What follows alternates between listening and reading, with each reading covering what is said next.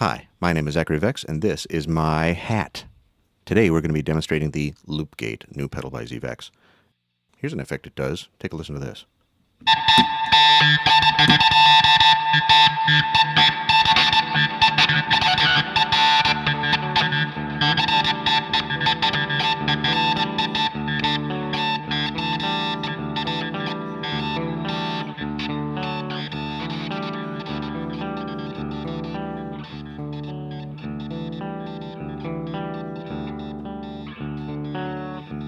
Isn't that a wonderfully long tail? It's still going. What it just did there was, it took a loop of pedals that were set up to create a lot of fun noise. A sampler that was playing a droning tone going into a seek wah, going into a seek trem, and some distortion and echo.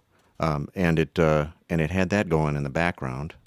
Eric could have played during that time, but he would have been going through those pedals, which would have caused him to be introducing a bunch of distorted sounds.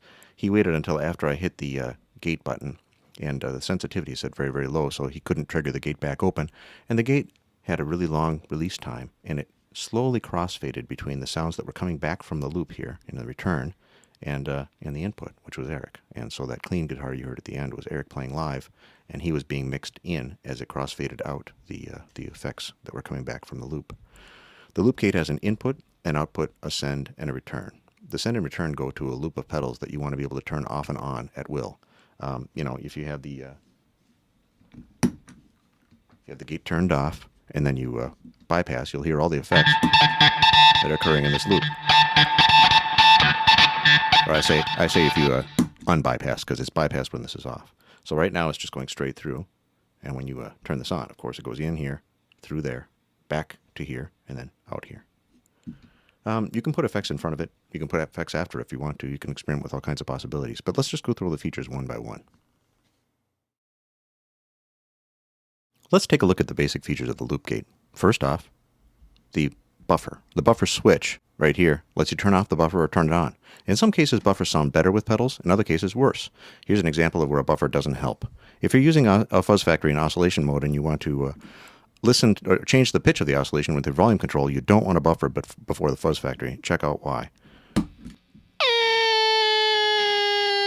Eric is now controlling the pitch. Go all the way up. You can't do that with a buffer on. Once the buffer's turned on, you can't control the pitch of the oscillation at all, because the fuzz factory doesn't see that volume control anymore. It only sees the output of the buffer. So that's one instance where you'd want to switch this. And there are no hard and fast rules regarding that switch. Just set it to the position that sounds best for your loop. Let's look at the simplest gate function on the loop gate. With this switch here in the normal position, this switch here in the well, it doesn't really matter where the buffer position is actually in this situation. The release time is set relatively low, probably around 10 o'clock. This switch here is in the gate position, and the sensitivity is set relatively high, not all the way to the top, but nearly there. We'll turn it on, and as soon as Eric plays a note, it'll kick in our loop. And when he mutes the strings, it dies away very naturally. Make the decay a little longer. He's muting the strings now.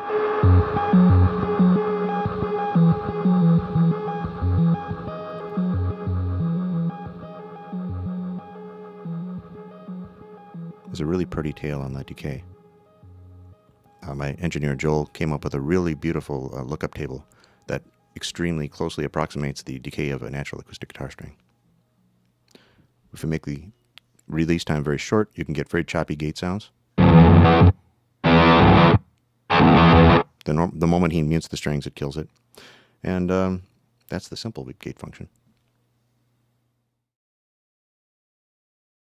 Let's examine the chop feature. I've switched this switch over here to chop. We've got this switch here set to gate, and the release time is set relatively low, and sensitivity is set relatively high. Buffer is on, but sometimes you don't need it. Go ahead. And if Eric mutes the strings, everything stops, and it starts in time the moment he starts playing again. When he stops, he can start anywhere and it starts in time again. That's the first feature. Next thing we can do here is put this in a mix mode. What it does then is it crossfades between whatever's in the loop, which happens to be a sampler with this oscillating tone, and then Eric's clean playing. It'll switch back and forth between the two.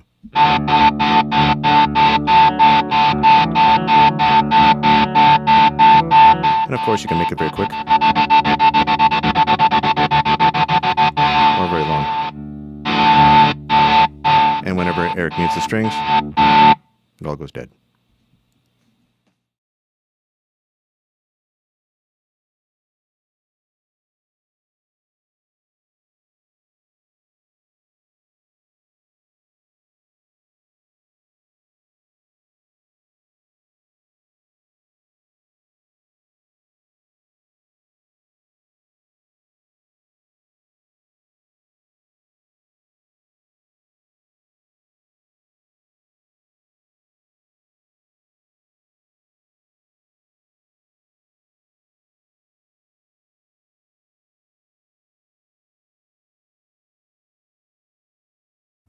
In summary, the loop gate offers 3 new features that have never been offered in any noise gate before.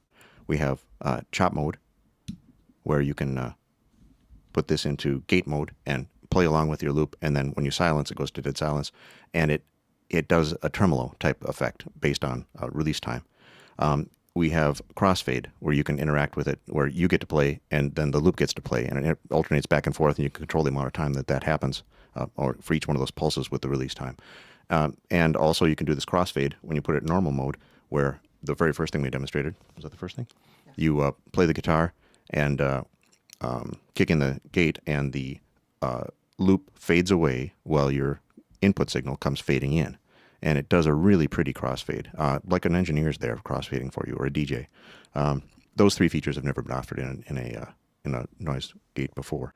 Also, the release on the loop gate is the prettiest release I've ever heard on any gate. It's the lookup table is a natural decay, just like an acoustic string decaying on a guitar. The buffer is able to be switched in and out. I believe this is the first gate that's ever been offered which has the ability to have no buffer whatsoever, so you can go straight into a fuzz in the send and return. And the element that's used on the output is the most precious sounding control element I've ever seen in a or heard in a gate as well. So we would put a lot of engineering work into this, and we're very, very proud of it. Enjoy.